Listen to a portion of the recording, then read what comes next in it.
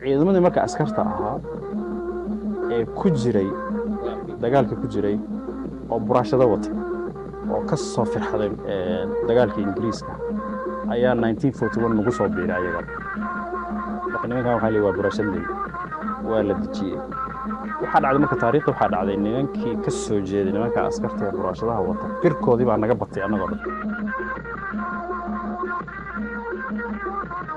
buraashadley waa bulsho dhalasho ahaan ka soo jeeda goboladan maanta loo yaqaano puntland ka soo jeeda dhaqan ahaan iyo deegaan ahaanna ka soo jeeda gobolada la yihahdo alta jubba oo baay iyo bakool oo ilaa iyo bilowgii qarnigii 20aad bay meeshaas ay ku noolaayeen ku dhaqnaayeen sababta ay u tageen halkaasna taariikh dheer bay leedahay inta ay deganaayeen 100 iyo ka badan sanana intaa deganaayeen taariikho fara badan oo ay deegaanka ku leeyihiin waa jirtaa marka hore haddaan dib ugu noqdo sababta ugu horreysay ee ka kicisay deegaankan oo halkaa geysay xiriir la lahayd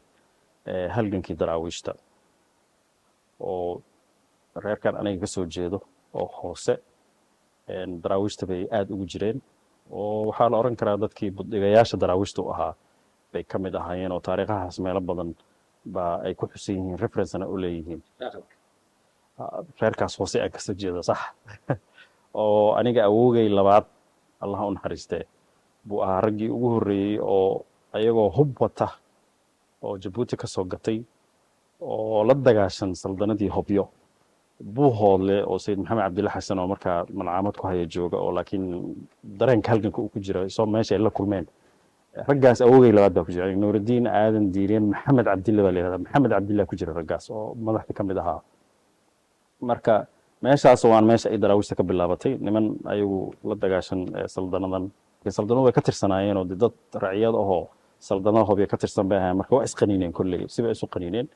marka dee revolution bayba ku jireen oo waa baxeen oo ilaa iyo 80 qof oo hub soo gadatay waagaas de 100 iyo xogaa sano ka hor oo dhiilo dagaal ku jira bay ahaayeenba sayidkana dee dhiilka galena waxay tahay anna waa la dagaalamaya saldana la dagaashantiin annagu jihaadka oo gaalada dadka u yaqaan oo dhanna waa wada gelaynaa buu halkaas baa waxaa ka yimid xiriirkii ugu horreeyey oo waad garanaysaa reerkaas hadda aad afka ku dhufatay goboladan qabaa'ilka degan oo badanaa saldanada hobyo iyo boqortooyada cusmaaniyada oo deganeed baargal ka tirsanayd badanaa kumaysan jirin daraawiishta laakiin reerkaas hoose sidaas bay daraawiishta u galeen madaxdii daraawiishtay ka mid noqdeen dadkii la oran jiray khusuusiyiinta daraawiishtay ka mid ahaayeen oo wiil uu awoogay adeer u yahay asagana awoogaygaas labaad maxamed cabdilla samatar baa la dhihi jiray oo waxay ilmaadeer ahaayeen dhowro xasan samatar dhowro xasan samatar wiilkiisa abshir dhowro xasan samatarna dee waa taliyaha ciidamada daraawiishta waa tuu noqday markii dambe marka sidaas bay ay buddiga ugu ahaayeen marka daraawiishtii bay ku jireen madaxdii daraawiishtay ka mid noqdeen dadkii maaragtay runtii aad buddigaha uga ahaa daraawiishta way ahaayeen meeshaas waxaa ka dhacay markii dambe inqilaab la yidhahdo inqilaabka canjeel talawa oo aan taariikhda soomaaliya aan ku barannay waagii taariikhda soomaaliya loogu dhigayay ardada ahaydna sibaana loogu sheegay anigu taariikhda family gudihiisa aan ka hayana version kale oo aan hayaa jiro oo from the family aan ka hayo waa garanaysa anoo yar oo dhalinyaro ah versionkii within the family aan hayn jiray iyo versionkii iskuulka nolola dhigay markay iskhilaafeenna xataa anoo dhalinyaro ahba confusionka igu bilowday runtii versionka oo dowladdu ay sheegtay waa taqaana reerka waxaa la ii sheegay meeshaas maadaamay ayagu ahaayeen dadka deegaankan u dhashay oo majartayn la yidhaahdo qolada keliya ku jirtay daraawiishta oo meel fiicanna kaga jirtay inta kalena ay ka soo horjeeday daraawiishtu waxay geysatay markii dambe xanuuniyo fara badan oo dagaal oo aad bay u gacan kululeyd oo maaragtay wax yarna uma adkaysan karin xasuuq badan baa dhacay runtii oo dad badan baa la laayay oo goboladan lagu laayay goboladaasi tabariga lagu laayay cabashooyin badan iyo grievances badan oo dadka deegaanka degan ayaa aad iyo aad u soo badanaysay dadkaana dee soomaalidu waxay yidhahdaan fiqitolkii kama janno tago marka dadkaa madaxda oo daraawiishta ka tirsan oo reerahoodiina ay aad uga cabanayaan meesha marka waxaa ka dhacay loo soo cabanay grievanceaa ka dhacay markii dambe waxay go'aansadeen maadaama deegaankoodiina la joogo dowlad ahaana loo aqoonsaday sayid maxamed cabdilla sanad nin marti ku ahoo wadaadu meesha yahay inay dowladda la wareegaan bay go'aansadeen inqilaabku meeshaasuu ka yimi oo anigana taas baa ila xoogan midda aan reerka ka haya sababtoo ah dowladdii soomaaliya vershankay qortay vershan wuxuu ahaa sayidka wax ceeb loo diidayay sayidka waxyaalihii kaloo dhacay oo xanuunka ahaa maaragtay la qarinayay ingiriis baa ka dambeeyey mu'aamarad iyo waxaas baa la sameeyey laakiin inqilaab saas u weyn oo dagaal u ka dhacay oo haddaan juxo kuu sheegay 1918 meelahaas bay ahayd 2 sano kadib doorasho waa burburtay maba ka soo kabanba inqilaabka kadib oo lagu kala tegey marka mu'aamaradaas u malayn maayo inay xoogan tahay waxaa xoogan grievansigaas oo socio politicalka ku dhaqan marka taabaa waxaa keentay in inqilaabka ay ku tashtaan sayidka waxaa aad loyal ugu ahaa abshir dhowre oo ay adeer u yihiin odayaasha markaa shiraayey awoogay maxamed cabdille samatar maxaa la dhahaa maxamuud faarax samatar maxamuud gaani la yidhaahdo adeeradiisoo kale oo dhan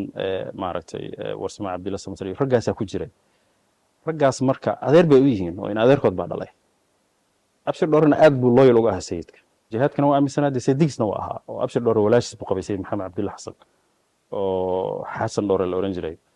oo ayada lafteeda commander ciidamada ka mid ah oo ciidan wata guuto wata ciidan ah ingiriiska wax ka qorayo waxay ku tilmaameen the Boudica of Africa wax la yidhaahdo Boudica waxay ahayd gabar boqorada oo Roomaanka la dagaalantay 20 sano oo ciidankeeda hogaaminaysa marka masaadirta ingiriiska waxay dhahaan the Boudica of Africa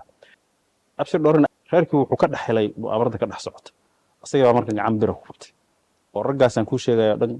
ciidan buu qaatay waa laayay dhammaantood oo maxamuud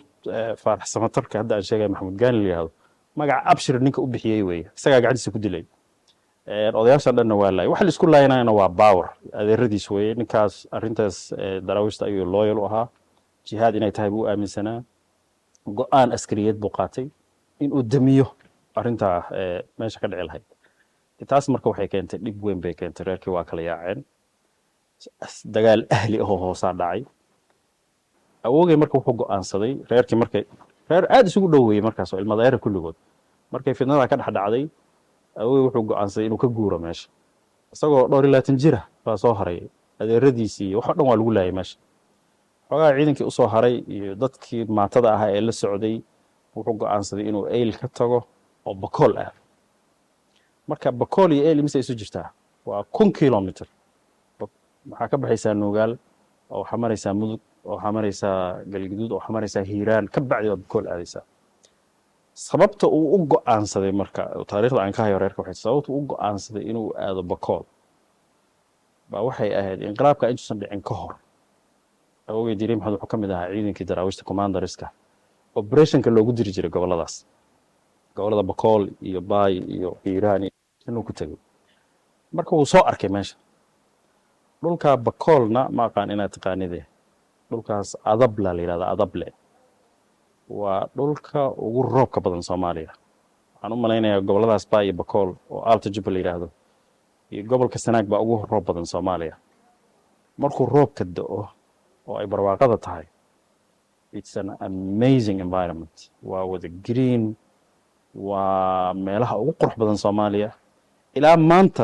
maanta aan maaragtay meeshaan fadhino geela ugu qurux badan Soomaaliya dhulkaas laga helaa marka waa dhul hore u soo arkay waxyaalaha alqabsiga waxaa ka mid ah oo dadka halkaas ay sheegaan deer humaati may dantaa ku weelay deer xumaatay maxaa dantaa ka dhigin maxaa qorshaha ka dhigin maxaa walwalaysaa maxay kaa taraysaa ha dardaare weyne bako dambooye maya dardaare weyne waa howd oo evergreen ah oo meesha marka dardaare weynaha haysataaye oo ka dambeeya deer xumaati maxay kaa qaadaysaa deer humaati may dantaa ku weelay dardaare weyne bako dambooye marka meel saas oo very green ah wuxuu kaloo ku yaqaana dadka meesha degan oo dad aad u wanaagsan ah oo dadka soo dhaweyntiisa yaqaana meel dad iska nabadda aad u jecel yihiin iyo meel diinta si fiican looga yaqaano dhulkaas Alta Jubba quraanka dadku aad bay u yaqaanaan ninkaana dee daraawiish oo diin iyo ku dagaalamaysa buu ka soo baxay marka meel diintiina si fiican looga yaqaano dad maaragtay nabadda jecel ay degan yihiin xaggaas u aad reerku xaggaas la aad waana soo dhaweeyeen siduu ka filayay way maaragtay ka helay waa soo dhaweeyeen waa u xoolo gooyeen waa dejiyeen si fiican buu u degay marka waxaan shariif saalax aan ka hayaa allah u naxariisto shariif saalax waa reer bakool weeye waa reer xudur waa nin safiir ahaan jira Soomaaliya ahaan jira markii dambena wasiir ku-xigeenka arrimaha dibadda noqday oo kaatibna ah buugna qoray waa la sheekaystay aniga aad baan maaragtay nasiib ugu helay wuxuu ii sheegay awowgeyna ragga soo gaaray wey wuxuu ii sheegay Shariif Saalax awowgaa markuu yimid oo dadkan ula yimid lasoo dhoweeyey system aan meesha hore looga oqoon buu la yimid oo majlis la yidhaahdo majlis waa systemkii daraawiishtaan u malaynayaa meel inta la fadhiisto subax walba loo yimaado arrimaha lagu gorfeeyo go-aan lagu qaato garaha lagu kala gooyo dadka mas-uuliyadda loo kala saaro kii maarata ka shaqaynaya security kii beeraha ka shaqaynaya lasii kii xoolaha ka shaqaynaya marka systemkaas wuxuu yidhi system ku cusub buu ahaa markuu meesha systemka u sameeyo ay arkeen community meesha degan siduu systemkan efficient u yahay waxaa bilowday buu yidhi communityada meesha deganaana inay ka qayb galaan maaragtay fadhigiisa majliskiisa ka qayb galaan oo ay garaha qaarkood u geeyaan oo markaas uu noqdoba oday ummaddii oo dhan oday u noqdo saasuu marka odayga ahaa wuxuu yidhi markaan annaga nimid aabiis baa yimid dalka dadkii marka majliskaasayta maarata ka qayb galay oo saas ku degay dalka baan ka mid ahayn buu yidhi allah u naxariisto sidaa ayadoo tahay buu talyaaniga marka dalka la wareegay oo ninkaan odayga ah oo meesha degan oo communityga madax u ah ummadda kalena ay ixtiraamto buu meesha yimid statuskaas buuna ku aqoonsaday talyaaniga markuu meesha yimid oo talyaanigu titlku awogeysiiyey waa xasuustaa gurigu ooli jirayo wuxuu yidhi title talyaanigisiiyo wuxuu yidhi waxaa la oran jiray capo supremo cavalierato oo ah supreme maaragtay maxay ahayd paramount chief ha waxa la yidhahdo buu u aqoonsaday laakiin haddaan burashadle usoo noqono marka gruubkii ugu horreeyo meesha tagay baan ahayn waa 100 iyo meeqa sano ka hor 6 sano 7 sano ka hor waa 1918 aabahay maanta 102 sano jiri lahaa meesha ku dhashay adeerkay Cismaan Diiro waa 105 jiri lahaana meesha ku dhashay gruubkii ugu horreeyay baan ahayn ayadoo saas ay jirta oo maaragtay establishmentiga yar uu jira baa dhulkan oo boqortooyada Cusmaaniya iyo boqortooyada Hooyo ka jirtay baa Talyaaniga kusoo duulay 1925 waa la jabiyey labadii boqortooy waa la jabiyey dad badan oo madaxoo maxaabiisna waa la waday oo waxaa la geeyey Muqdisho shacab badan oo qaxaya ayaa nagu soo biiray oo dee waa la ismaqlayaa warka waa la maqlayaa meeshaan in dad is aruursaday oo dadka halkan ka tegay meesha degan yihiin oo ku ladan yihiin oo dad badan baa nagu soo biiray marka waa wavekii labaad oo noo imaanaya 1925 to 27 meelaha gruubkaasna waa nagu soo biireen marka deegaano waxaan ku samaysanay dee Bakool Xudur Baydhabo Yeed ceel barde aato ilaa Itoobiya gudaheeda meesha la yiraahdo waa soo wadaa magaca burashadley gruubkaas marka gruubkii labaad oo nagu soo biiray ahayd 1936 ayaa Talyaanigu wuxuu qabsaday Itoobiya iyo wuxuu qabsaday ilaa Eritrea ilaa Soomaaliya dhulkan dhan buu qabsaday ciidamadii uu ku qabsaday waxaa ka mid ahaa ciidamo Soomaali ah oo gobolladan inta laga qoray markii la jabiyey kadib ingiriiskii baa yimid 1941 oo Talyaaniga ka soo saaray Eritrea ka soo saaray Itoobiya ka soo saaray gobollada Soomaaliya dhan ka qabsaday ciidamadii marka askarta ahaa ee ku jiray dagaalkii ku jiray oo buraashada wata buraashadu waa bahashan biyaha lagu shubo askarta ay wataan waa kelmad Talyaani ah waa buracha waa kelmad Talyaani ah waa water bottle nimankaas oo buraashada wata oo ka soo firxaday dagaalkii Ingiriiska ayaa 1941 lagu soo biiray ayagana marka nimankan waxaa leeyahay waa buraashadley waa la dejiyey waxaa dhacday marka taariikhda waxaa dhacday nimankii ka soo jeeday nimanka askarta ee buraashadaha wata firkoodii baa naga batay annagoo dhan ayagaa magac qaatay ayagoo magacooda waa wada qaadanay marka saasaan ku degnay saas ilaa haddana lagu yaqaanaa buraashadley laakiin buraashadley waxaa la ogyahay 1941 inay yimaadeen askartii laakiin waxaa ka horreeyey labadan wave oo annagoo 1918 nimid iyo gruubkii kaloo nagu soo biro 1925 yimid marka communityga waa la qabsanay wax yar kadib halgankii waxaa bilowday maaragtay Soomaali doonka ee SYL baa bilowday Shariif Saalax wuxuu ii sheegay in magaalada Xudur guddigii laga aasaasay SYL ninka sponsor gareeyay inuu awgeed Diiri Maxamed ahaa liiska dadkii qoray maalintaasna waa ku qoran yahay oo awgeed Diiri iyo adeerka Ismaan Diiri ku jira liiskii maalintii ugu horreeyay is qoray buug buuna qoray Shariif Saalax la yiraahdo Xudur iyo contributionka ay ku lahayd maaragtay xornimada Soomaaliya buugaas waa ku soo diri doona hadii la yiraahdo in akhrisna aad u fiican tahay xornimo doonkiina waa ka qayb galeen iyo maarata si fiican bay uga qayb galeen waana la aqoonsaday in ay communitygana ka tirsan yihiin maaragtay saameynna ay ku yeesheen halgankiina ka qayb galeen dowlad dhiskii soomaaliya markii la dhisayana xildhibaanadii la dooranayay xildhibaan represent gareeya communityga burashadeyda baa la siiyey aabahii aadan diiriyona allah u naxariistay xudur magaalada xudur buu kasoo geli jiray marka 1969 baa ugu dambeysuu soo galay 1967 kii ka horreeyey adeerkii maxamuud diiriye baa u tartamay muusan helin kii kasoo horreeyeyna aabahii baa soo galay marka aabahey iyo adeerkay maxamuud diiriye labadaba xildhibaannimo waa loo aqoonsanaa dadka dooran jirayna waxay ahaayeen dee dadka deegaanka ayaa dooran jiray maaragtay weliba dee soomaalinimada hadday jirto maanta aniga kursigayga aan kasoo geli lahaa waxaa ku fadhiya nin la yidhaahdo aadan saransoor aadan saransoor may waa dadka deegaanka oo marka kursigayga asagaa ku fadhiya waana is ogyahayo aw eedan hob dheegaasa kursiga ani faday ku kaha ku lahaa marka dee soomaalinimada markay soo noqotana waa waxyaalahan aad u rajaynaya in deegaannimo lagu soo baxo tii dambe ha marka waagii dowladnimada dowladdii civilianka ahaa maarata xildhibaan baan ku lahayn dowladihii maarata dambe oo dhanna dee meel aan xisaabsano ayagana ayna xisaabsadaan bay ahayd dowladihii federaalka hadda marka la dhisayena oo dowlad goboleedkii maaragtay koonfur galbeed la dhisayay shariif xasan sheekh aadan waa ka warqabay taariikhda wuuna aqoonsaday representationkii community burashadiinkana waa ilaaliyey oo nin aniga aan ilma adeernaho la yidhaahdo aadan xabiib xasan baa xildhibaanadii ugu horreeyey ka mid noqday nin iga yaro aniga yaro walaalkay ismaaciil aadan diile la yidhahda dee wasiir buu ka noqday wasaaradda maaliyaddu ka noqday ugu horreysay kabaridka ugu horreeyey marka shariif xasan saas buu u dareensanaa representationka ay ku leeyihiin nasiib daro waqtigan xaadirka ah representationkaas waxbaa iska bedelay laakiin waan kala hadlay madaxweynaha meesha jooga uu dareensan yahay uu og yahay duruuf siyaasadeed unbaa keentay ma ahane nin inkirsan ma aha representation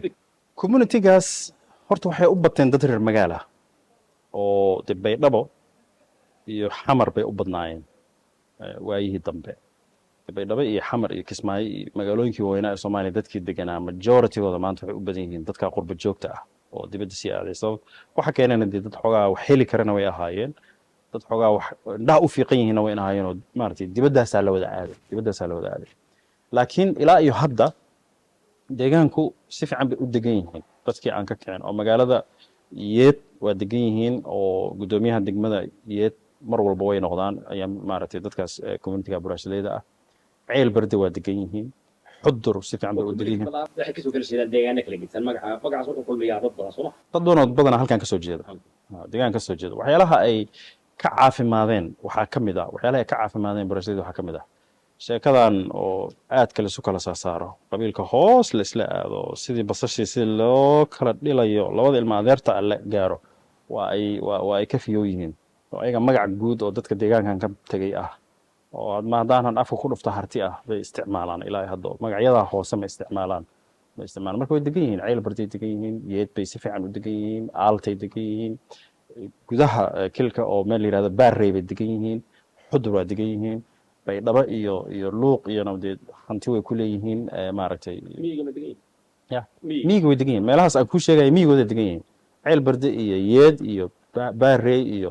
maaragtay iyo aaltay aan ku sheegaya baadiyahooda degan yihiin beledka waa degan yihin xudur iyo baydhabo iyo meelahan aan ku sheegayna magaaladay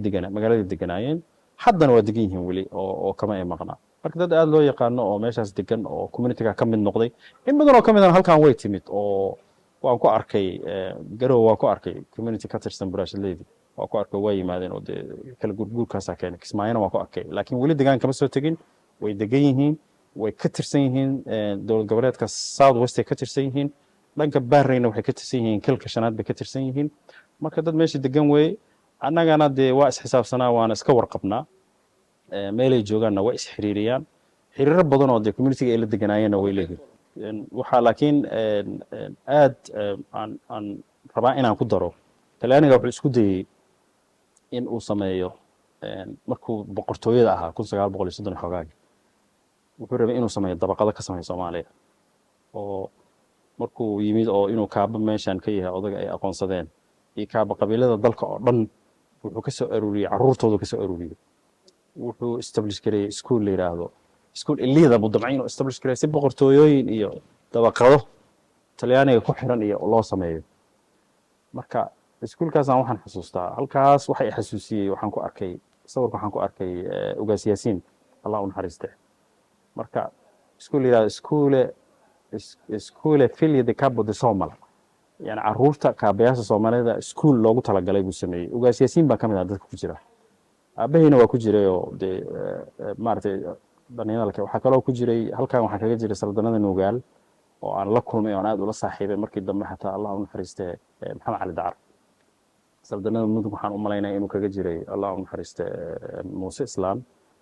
xaaji cabdullaahi beeldaajo wax xasuustaa waa ku jiray oo anagana deris baan noqonay markii dambe si fiican baan u bartay. marka iskuulkaas ma aqaan intuu sanu socday laakiin iskuul elita oo uu talyaanigu sameeyey waxaan u malaynaya wax badan ma socon boqortooyada baa burburtay oo ay dadku aad isu yaqaaneen dadkii meesha ka soo baxbaxay baan ku xasuustaa. marka arrintaa waxaa hadda i xasuusiyey derbigan hadda waxaan ku arkay sawirka adeerkay ugaas yaasiin oo ahaa aasaasiyaashii puntland ku arkayo. aniga xamar baan kusoo barbaaray magaalada muqdishoan kusoo barbaaray laakiin magaalada xudur baan ku dhashay. sababtaan ugu dhashayna taarikh bay leedahay deegaan ahaanaan deganayn maaha markaas. anigu waxaan dhashay 1969 doorashadii ugu dambeysay xamar bay ku dhashay laakiin anigu waxaan dhashay 1969 marka waxaa socday campaignki. marka xamar baa inta laga soo guuro waxaa la samayn jiray marka campaignku jiro 6 bilood ka hor ama dhowr bilood ka hor baa loo soo guuri jiray doorasho deegaanka constituency-ga. marka hooyadoo xaamilo ah oo campaignka ku jirta oo xudur aan campaignka odayga ku jirno meeshaasaan si accidental ugu dhashay. marka anigu siyaasaddu dhalashadan la bilaabay waa la dhashay marka halkaasaan ku dhashay laakiin kuma barbaarin oo waxaan ku barbaaray anay magaalada muqdisho. maaragtay degmada hodan baan ku barbaaray degmada wardhiigley baan maaragtay dhalashadii aan deganayn iyo kaaraan kadibna waxaan kusoo weynaaday degmada hodan baan kusoo weynaaday muqdisho ilaa aan waxbarashada dibadda ka aaday. marka anigu ardayban waxaan ka ahaa bakistan waagu qaxa dhacay 1988 baan jaamacad ka bilaabay bakistan. 1989 mar baan fasax u tegey muqdisho markaas ay ugu dambeysay 1991kiina waaba burburay dalka. wuxuu ii saameeyey ani waxaa la iga masruufi jiray magaalada muqdisho. aabahay baa ii soo diri jiray lacagta oo scholarship ma aan haysan lacagta aan ku noolahay ama aan fiiga ku bixinayo jaamacadda ama aan bugaagta ku gadanayo ama qalmaanta aan ku gadanayo oo agaas computer iyo laptop ma jirin buug iyo qalin wax lagu baran jiray xamar baa liiga soo diri jiray. waagaas xawaaladahan efficientiga oo hadda maalin gudaheeda adduunka meel kasta ugu dirisana ma jirin. waxaa jira bank transfer wax la yidhaahdo. soomaaliyana financial systemkeeda aad buu usoo halaabay maalmihii dambe ilaa iyo 3 bilood ka badan buu qaadan jiray in transfer la sameeyo. marka lacagtii ugu dambeysay la iisoo transfer gareeyay anoo haysta oo ay iga dhammaatay oo sugaya lacagtii dambe oo la iisoo transfer gareeyay la xamal la iisoo transfer gareeyay baa dawladda burburtay. waxaa imagine garaysaa marka nin dhalinyaro ah oo 20 jir ah oo waddan ajnabi ah jooga oo masruuf aan haysan oo biil haysan waddan laga shaqaysta aan joogin waddan jaamacadda haddaadan fiiga bixin maaragtay lagaa ceerinayo jooga jaamacaddan inaad dhammaystid kumid ku tahay dadkii ku masruufi jirina inay nool yihiin iyo inay dhinteen iyo meelay cag dhigaan aadan garanayn miidyahana mar walba ay ka soo baxayso dhibka iyo dilka iyo dhaca iyo kufsiga iyo balada ka soo yeeraysana aad dhegaysanaysid si xun bay noo saamaysay depression bay nagu riday weliba biilkana waa iga go'ay. waxaa igu darnaa marka anoo saa biil u sugayay macnaa ragaan saaxiibanahay baa maaragtay oo dhibaataas nagu wada dhacday baan isgarabsanay markii dambe nin Syriana allah u naxariisto inuu dhintay baa la ii sheegay oo aan saaxiibo ahayn oo aan isku galaas ahayn baa runtii dadkii maaragtay aadka ii garab qabtay intii aan xal ka helay buu ahaa. ilaahay u naxariisto waxaa la ii sheegay inuu ku dhintay dagaalkii darca uu ku dhintay baa la ii sheegay. marka arrintaa iigu daran waxay igu xanuunka badan waxay ahayd sidaan war uga sugayey baa sanad kadib 1992 bilowgeedii baa waxaa ii timid waraaq oo bisha cas ay soo dirtay oo aabbahay ka timid bisha cas ay soo martay 6 bilood ka hor markaas ay imaanaysa uu soo qoray waraaqda aabbahay 6 bilood bay qaadatay say u socoto bisha cas u soo maraysa inay ii timaado. waraaqda marka waxaa ku qornaa informationkii igu horreeyey oo reerkayga iyo siduu dagaalka u saameeyey aabbahay baa iga hadlay waraaqda ilaa hadda waa haystaa marka wuxuu kusoo gabagabay wuxuu leeyahay soomaaliya waa burburtay dagaalkaasna dhacay waa la kala tegey maanta waxba kuma awoodo nin ragaa ilaahay kaa dhigay isaga xamar buu joogaa muqdisho joogaa dadkii dhan waa ka yaaceen oo burbur baa socda iyo dagaal marka maanta waxba kuma awoodo laakiin waxaan kula talinayaa inaadan waxbarashadaada inaad dhammaysatid sidaa ku dhammayn lahayd iyo meelaa wax ka keentidba nin ragaa tahay waxaan kaa rabaa adoo waxbarashadii dhammaystay haddii ilaahay nolosheenna isu keen gaarsiin inaad isu keen keentid aadan waxbarashadana ka tegin anoo waxba haysan oo waddan qurba a jooga oo xaalkayga ilaahay og yahay oo rabana inaan waxbarashada dhammaysto haddana xanuunkii waraaqdii aabbahay iisoo diray oo maarata dalka dhibka ka dhacayna igala hadlay dardaaran kusoo gabagabayna ay tahay waxbarashadaada inaad dhammaysataan kaa rabo wax kale kaama rabo ayadana waxay noqotay culays meel aan wax ka keenana waa garan waaya ninkaan aan saaxiibada nahayna laftiisa arday buu ahaayo dee intuu ku taageeri karo ama istaageeri kartaan waa wax kooban markii baan fekeray waa xasuustaa waxaan u tegey hay-addan la yidhaahdo UNHCR waxaan maqli jiray qaxooti wax la yidhaahdo qaxootina madaxeega waxay maaragtay fasiraadda qaxootiga aan ku samaysana waa qof cayran waxba haysan oo meel kale aan aadi karin meesha keliya aaday inay tahay hay-addii baan u tegey UNHCR waxaan ku yidhi anigu xaalkayga waa saas nin ardaya oo soomaaliya ka yimid soomaaliya laga masruufi jiray soomaaliya dagaal ka dhacay meel aan aada ma aqaan dalkan sharci ardaynimaan ku joogaa haddaan bixin waayo jaamacaddiina waa laga ceyrinayaa in ay caawisaan baan rabaa